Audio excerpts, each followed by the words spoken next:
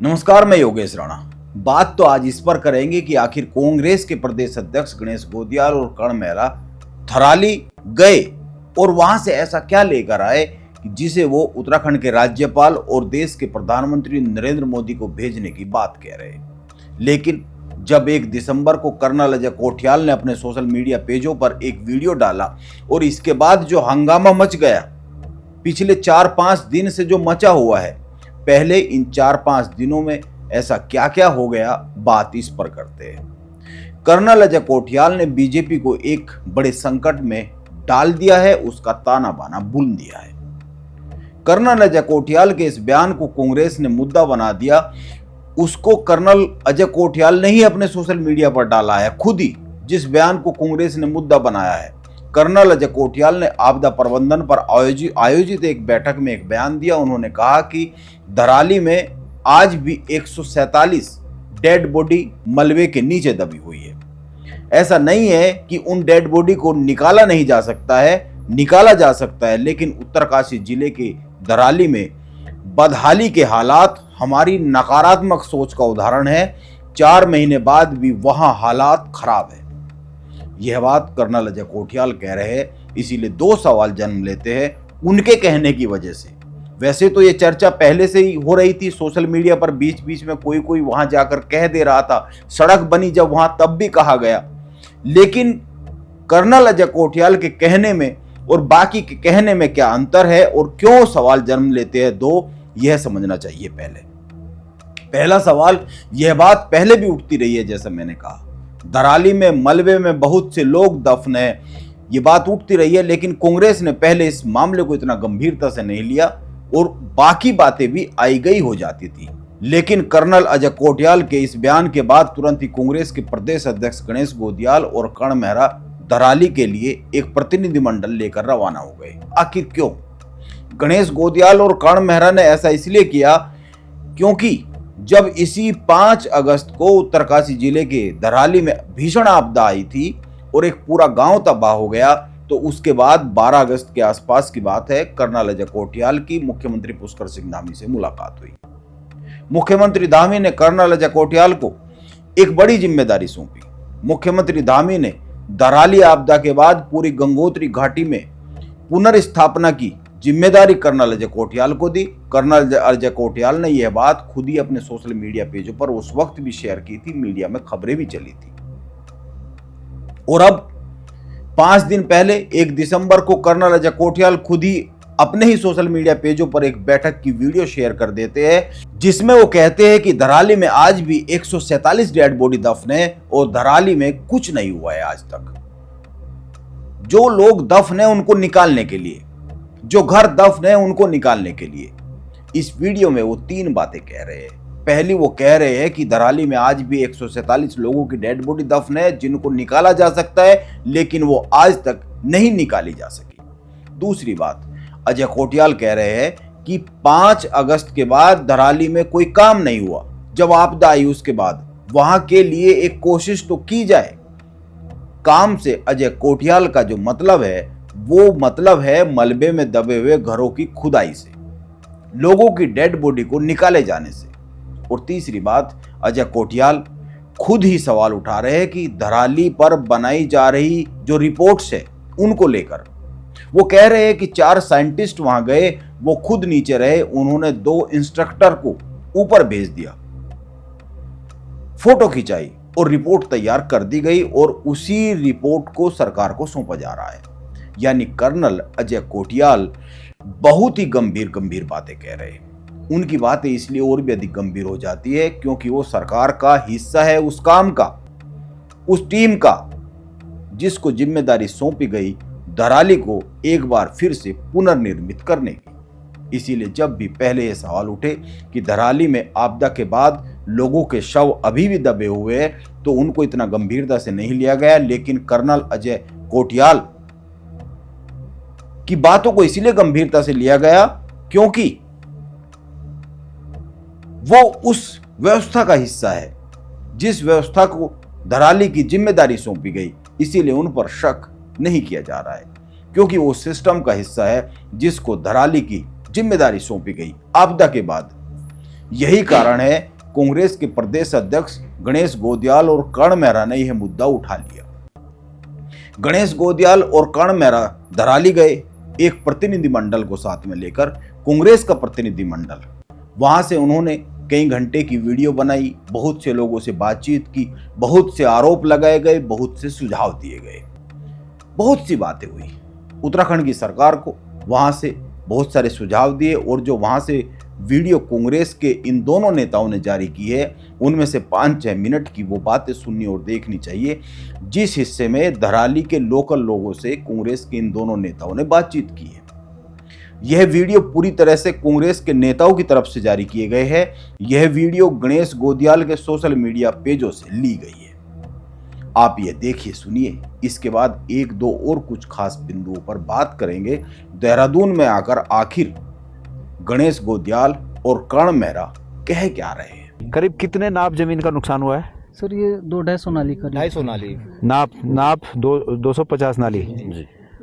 अच्छा, इसमें कितने मकान थे जो रिहायशी थे, मतलब जो आवासीय थे?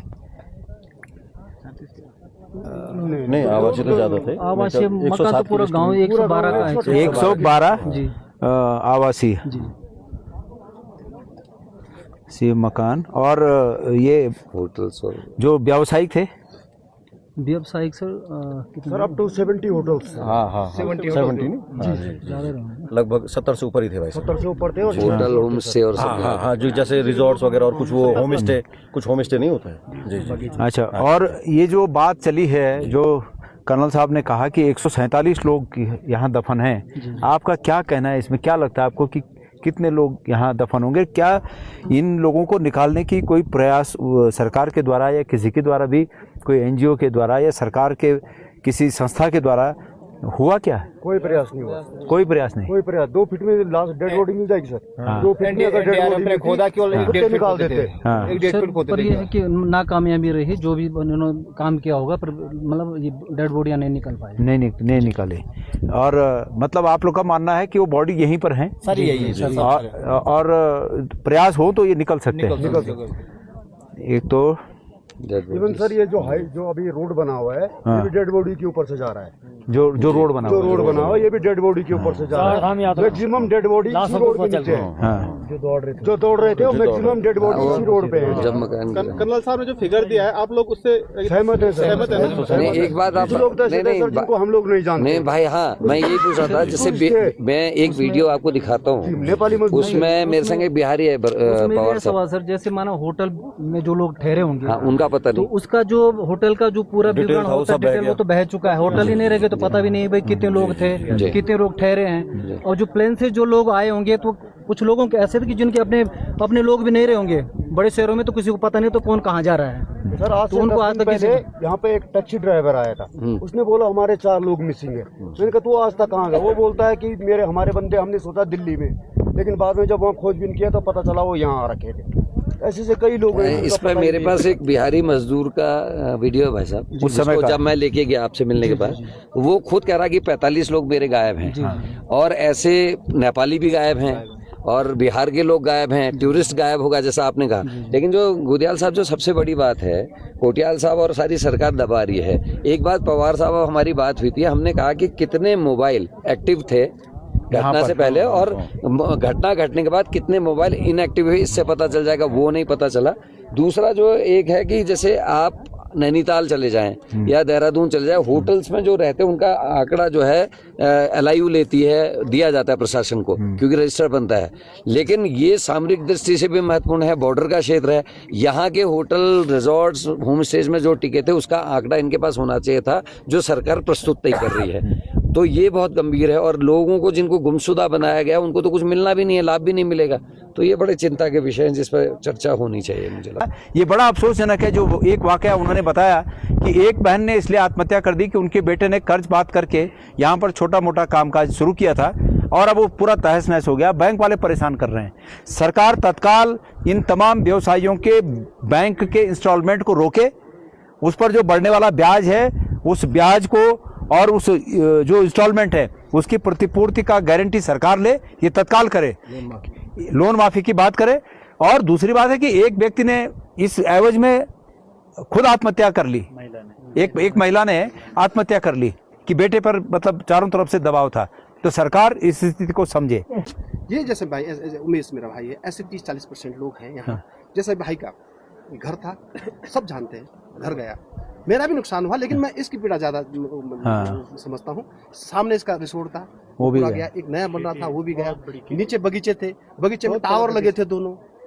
इसके बच्चे बेचारे कोई दिल्ली पढ़ रहे, कोई कहीं पढ़ रहे। इसके जैसे 30-40% मेरे गांव के हैं। आप सोचो जरा ना, क्या कैसे जिएगा, कैसे सर्वाइव करेगा? बिल्कुल, तो सरकार को ध्यान देगा, मतलब एक सोचने वाली बात है। और चलो इस बार तो चलो आपदा थी, दुख सुख था, एक दूसरे का, इसने अपना घर गाँव छोड़ के मुखबा रह रहा है। ये नहीं, इसके जैसे 30-40% लोग गांव के। और इस साल तो जैसा कर लिया, हो गया, यहाँ चले गया, आजकल शादियों। अब हम जब भाई ने बोला जैसे मार्च अप्रैल में हम आएंगे, और ऐसे जैसे भाई जब आएंगे अपने गांव में, क्या आसरा है, कहाँ रहेंगे, कैसे जिएगा? अब आप बताइए, सोच रहा है कोई इस बारे में? आप तो हमारे बड़े वो है, सब लोग सब जानने वाले हैं, सब जानते हैं, मित्र बैठा है मेरे यहाँ, सब लोग। अभी तक 4 महीने चुप रहे, हम जैसे बोल रहे चुप रहो। हमने कहा चलो यार, जिन्होंने देना है, अब क्या उनका ये मतलब सरकार है, हम चुप रहे कि यार जो देने वाले हैं, हम बोलेंगे तो हम कहीं ऐसा हो जाए। अब ये आ गई कि बहुत ज्यादा, मतलब हद से ज्यादा आ गई नौबत। अब तो हम ये करेंगे सर, आप जितने आप मदद कर सकते हैं आप करेंगे बेचारे, बिल्कुल। लेकिन अब तो ये है कि जैसे बर्फ गिरेगी, हमारे पास कुछ इसके अलावा कोई विकल्प नहीं है। हम अपने बच्चे और लेडीज सब लाके उस बर्फ के ऊपर बैठेंगे, तब सरकार जैसे क्या जैसे सोचना है सरकार जैसे छोड़ती है, हमको कुछ करे तो करे। गणेश गोदियाल और कर्ण मेहरा ने देहरादून पहुंचकर मीडिया से बातचीत की। उन्होंने क्या कहा, इस पर आने से पहले एक बात पर और ध्यान दे लीजिए। कर्नल अजय कोठियाल 2022 के विधानसभा चुनाव में आम आदमी पार्टी से चुनाव लड़े। वो आम आदमी पार्टी के मुख्यमंत्री पद के चेहरे घोषित किए गए। उनको चुनाव में बुरी तरीके से हार मिली। इसके बाद वो बीजेपी में शामिल हो गए। बड़ा सवाल यह उठता है, कर्नल साहब ने यह जो वीडियो अपलोड किया अपने सोशल मीडिया पेजों पर, उसमें उनके बयान पर हंगामा जो खड़ा हो गया है, इसको वो खुद सामने लेकर आए।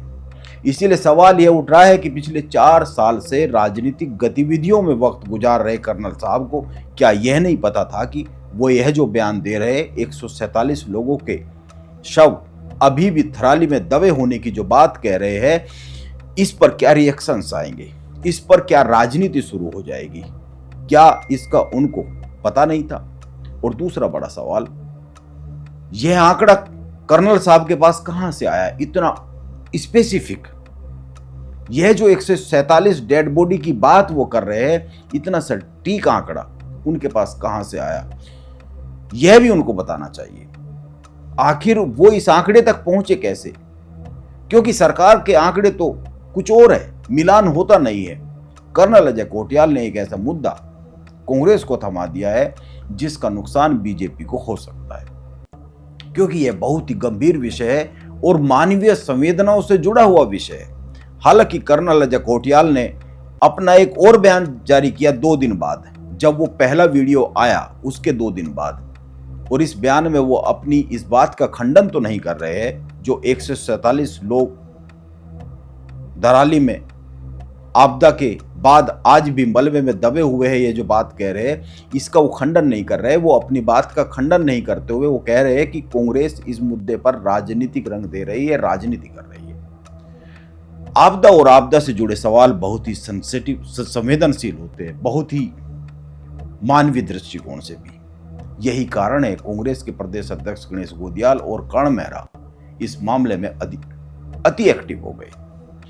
गणेश गोदियाल और कर्ण मेहरा ने एक बड़ी घोषणा की देहरादून में आकर। उन्होंने कहा वो धराली से वापस आ गए, अब एक रिपोर्ट बनाई जाएगी। यह जो प्रतिनिधिमंडल कांग्रेस का गया था और वहां जो लोगों से बातचीत की, वहां से जो फैक्ट्स मिले इन लोगों को, उसके आधार पर एक रिपोर्ट बनाई जाएगी जो कांग्रेस के प्रतिनिधिमंडल ने वहां पर देखा और जो लोगों के बयान दर्ज किए गए उनको सम्मिलित करते हुए, और उस रिपोर्ट को उत्तराखंड के महामहिम राज्यपाल को सौंपा जाएगा और इसके साथ ही उस रिपोर्ट को देश के प्रधानमंत्री नरेंद्र मोदी को भी भेजा जाएगा।